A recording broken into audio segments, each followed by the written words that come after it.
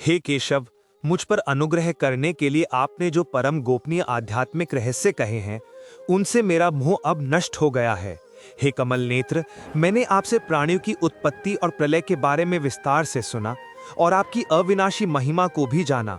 हे पुरुषोत्तम, आप जैसे हैं मैं आपको उसी रूप में प्रत्यक्ष देखना चाहता हूँ। हे योगेश्वर, यदि आप समझते हैं कि मैं आपके उस अव्यय रूप को देखने में समर्थ हूँ, तो कृपया करके मुझे अपने उस अविनाशी विश्वरूप के दर्शन कराएं। हे पार्थ, अब तू मेरे सैकड़ों हजारों नाना प्रकार के विविध रंगों और आकृतियों वाले दिव्य रूपों को देख। देख इन आदित्यों, वसुओं, रुद्रों और अश्विनी कुमारों को, उन अनेक आश्चर्यमयी दृश्यों को देख जो पहले कभी किसी ने नहीं देखे।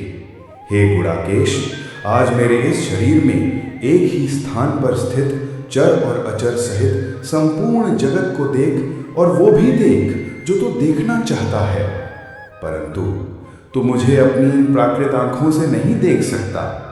इसलिए मैं तुझे दिव्य चक्षु प्रदान करता हूं। अब देख मेरे ईश्वरीय योग को। हे राजन, ऐसा कहकर महायोगेश्वर हरि ने अर्जुन को अपना परम ऐश्वर्य युक्त विश्व रूप दिखाया। अनेक मुख और नेत्र, अनेक अद्भुत दृश्य, अनेक दिव्य आभूषणों और शस्त्रों से युक्त वो रूप अनंत था, मानो आकाश में एक साथ 1000 सूर्यों का तेज प्रकट हो गया हो। उस समय अर्जुन ने देवदेव के शरीर में एक ही जगह स्थित अनेक प्रकार से विभक्त संपूर्ण ब्रह्मांड को देखा। विस्मय से भरकर रोमांचित होकर अर्जुन ने मस्तक झुकाकर हाथ जोड़ते हुए कहा, हे देव, मैं आपके शरीर में सभी देवताओं और प्राणियों के समूहों को देख रहा हूँ। कमल के आसन पर विराजमान ब्रह्मा जी, महादेव और समस्त ऋषियों तथा दिव्य सर्पों को देख रहा हूँ। हे विश्वेश्वर, मैं आपको सब ओर से अनंत बाहु, उदर, मुख और नेत्रों से युक्त देख रहा हूँ। न आपका आदि है, न मध्य और न ही अंत। मैं आपको मुकुट, गदा और चक्र धारण किए हुए सब ओर से प्रकाशमान तेज के पुंज रूप में देख रहा हूँ। प्रज्वलित अग्नि और सूर्य के समान आपका तेज इतना प्रचंड है कि मेरी आंखें ठहर नहीं पा रही हैं। आप ही जानने योग्य परम अक्षर ब्रह्म हैं। आप ही इस विश्व के परम आश्रय हैं और शाश्वत धर्म के रक्षक हैं। मैं आपको सनातन पुरुष मानता हूँ। मैं देख रहा हूँ कि आदि, मध्य और अंश से रहित अनंत सामर्थ्य वाले, अनंत भुजाओं वाले, सूर्य और चंद्रमा रूपी नेत्रों वाले आपके मुख से प्रज्वलित अग्नि निकल रही है, जिससे ये संपूर्ण जगत तप रहा है। हे महात्मन, ये धरती और आकाश के बीच का संपूर्ण आकाश और सभी दिशाएं केवल आपसे ही व्याप्त हैं। आपके इस अद्भुत और भयानक रूप को देखकर तीनों लोग भय से कांप रहे हैं। वे देवताओं के समूह आप में ही प्रवेश कर रहे हैं। कुछ भयभीत होकर हाथ जोड़े आपकी स्तुति कर रहे हैं।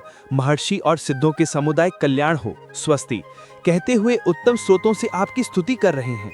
रुद्र, आदित्य, वसु, साध्य, विश्वदेव, अश्विनी कुमार, मरुदगण, पितर, गंधर्व, यक्ष, असुर और सिद्ध ये सब विस्मित होकर आपको देख रहे हैं।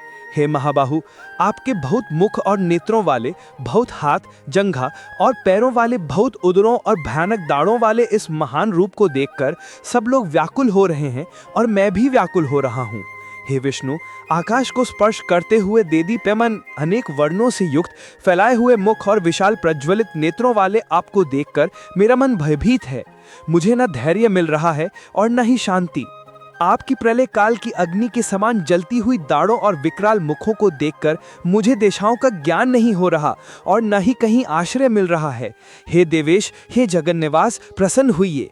मैं देख रहा हूँ कि धृतराष्ट्र के सभी पुत्र राजाओं के समूहों के साथ और हमारे पक्ष के मुख्य योद्धा भी भीष्म, द्रोण और कर्ण, ये सब के सब आपके उन भयानक दाढ़ों वाले मुखों में वेग से प्रवेश कर रहे हैं।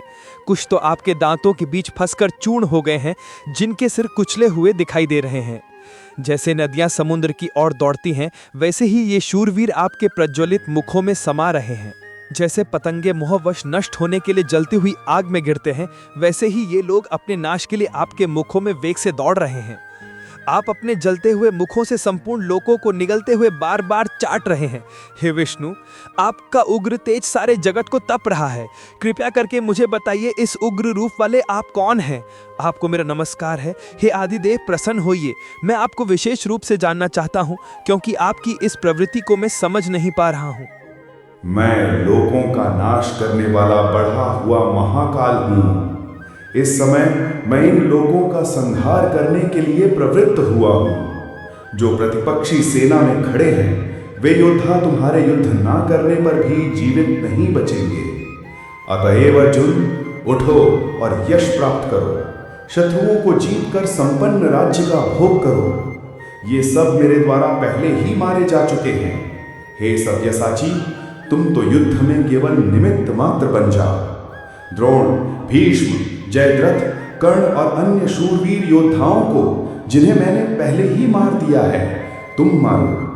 भय मत करो, तुम युद्ध में निश्चित ही शत्रुओं को जीतोगे, इसलिए युद्ध करो।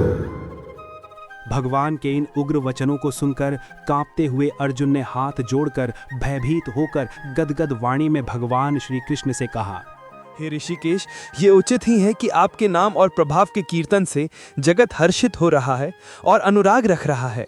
राक्षस भयभीत होकर दिशाओं में भाग रहे हैं और सिद्धगण आपको नमस्कार कर रहे हैं। हे महात्मन, वे आपको नमस्कार क्यों न करें? आप तो ब्रह्मा के भी आदिकर्ता और उनसे भी महान हैं। हे अनंत, हे देवेश, हे जगत निवास, आप ही अक्षर, सत, असत और उनसे परे जो कुछ भी है वह आप ही हैं। आप आदि देव और सनातन पुरुष हैं। आप इस जगत के परम आश्रय हैं। आप ही जानने वाले, आप ही जानने योग्य हैं और आप ही परम धाम हैं।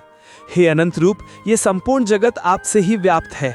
आप वायु, यम, अग्नि, वरुण, चंद्रमा और प्रजापति हैं। आपको हजारों बार नमस्कार हो, फिर बार बार आपको नमस्कार हो। आपको आगे से नमस्कार, पीछे से नमस्कार, सब ओर से नमस्कार। हे अनंत वीर्य और असीम पराक्रम वाले, आप समस्त संसार को व्याप्त किए हुए हैं, इसलिए आप ही सर्व हैं। आपकी इस महिमा को न जानते हुए मैंने आपको केवल मित्र मानकर प्रेम से या प्रमाद से हे कृष्ण, हे यादव, हे सखे, इस प्रकार जो कुछ भी कहा है और विहार, शैया, आसन या भोजन के समय अकेले में या दूसरों के सामने मैंने जो आपका अपमान किया है, हे अच्युत, उन सब अपराधों के लिए मैं आपसे क्षमा मांगता हूँ। आप इस चराचर जगत के पिता हैं।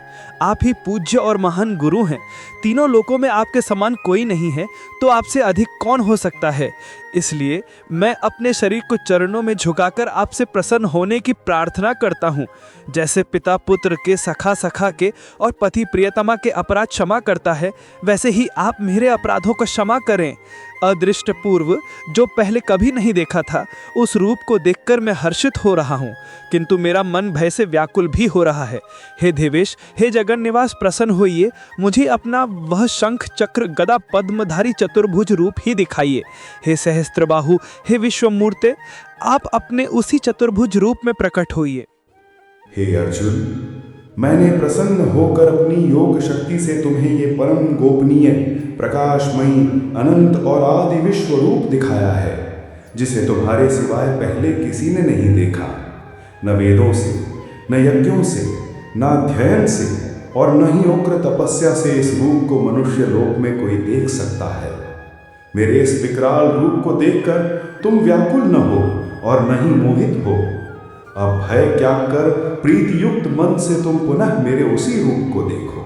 अर्जुन से ऐसा कहकर भगवान वासुदेव ने पुनः अपना चतुर्भुज रूप दिखाया और फिर सौम्य मानव रूप धारण कर भयभीत अर्जुन को सांत्वना दी। हे जनार्दन, आपके इस अति शांत मनुष्य रूप को देखकर अब मैं स्थिर चित हो गया हूँ और अपनी स्वाभाविक स्थिति में लौट आया हूँ। मेरा जो रूप तुमने देखा, उसका दर्शन अत्यंत दुर्लभ है। देवता भी सदा इस रूप के दर्शन की आकांक्षा करते रहते हैं। जिस प्रकार तुमने मुझे देखा, वैसे मुझे न वेदों से, न तप से, न दान से और न ही यज्ञ से देखा जा सकता है। परंतु हे परम तप अर्जुन, केवल अनन्य भक्ति के द्वारा ही मैं इस प्रकार प्रत्यक्ष देखा जा सकता हूँ, तत्व से जाना जा सकता है और प्राप्त भी किया जा सकता है। हे पांडव, जो मेरे लिए ही कर्म करता है, जिसके लिए मैं ही परम लक्ष्य हूँ, जो मेरा ही भक्त है, जो आसक्ति से रहित है और जो सभी प्राणियों के प्रति निर्वैर है, वही मुझे प्राप्त होता है।